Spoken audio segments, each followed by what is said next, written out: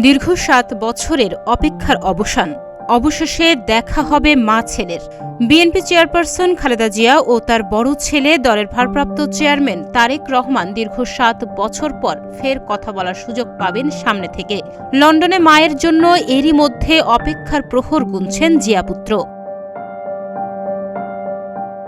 মাঝখানে ছোট ভাই আরাফাত রহমান কোকোর মৃত্যু।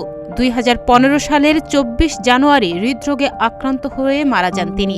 দীর্ঘদিনে মায়ের অসুস্থতা সব মিলিয়ে বেদনা স্মৃতি জমা পড়েছে। এরই মধ্যে তারেক রহমানের সন্তানরাও বড় হয়ে গেছে, তাই দাদির সঙ্গে দেখা হওয়া একটি আনন্দ ও আবেগঘন পরিবেশ তৈরি করবে। অবশেষে উন্নত চিকিৎসার জন্য লন্ডন যাচ্ছেন খালেদা জিয়া।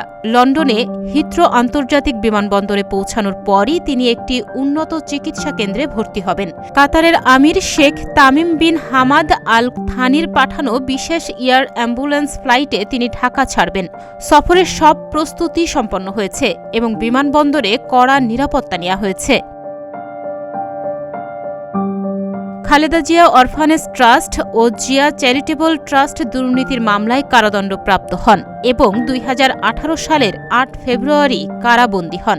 ২ বছরের বেশি সময় কারাবন্দী থাকার পর ২০২০ সালের ২৫ মার্চ সরকার নির্বাহী আদেশে তার সাজা স্থগিত করে সাময়িক মুক্তি দেয়। এরপর থেকে ৬ মাস পর পর আবেদনের প্রেক্ষিতে তার সাজা স্থগিত করে মুক্তির মেয়াদ বাড়ানো হয়।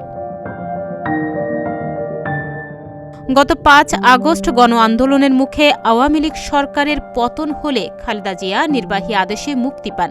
এরপর থেকে তাকে উন্নত চিকিৎসার জন্য দেশের বাইরে নিয়ে যাওয়ার প্রক্রিয়া শুরু করে বিএনপি।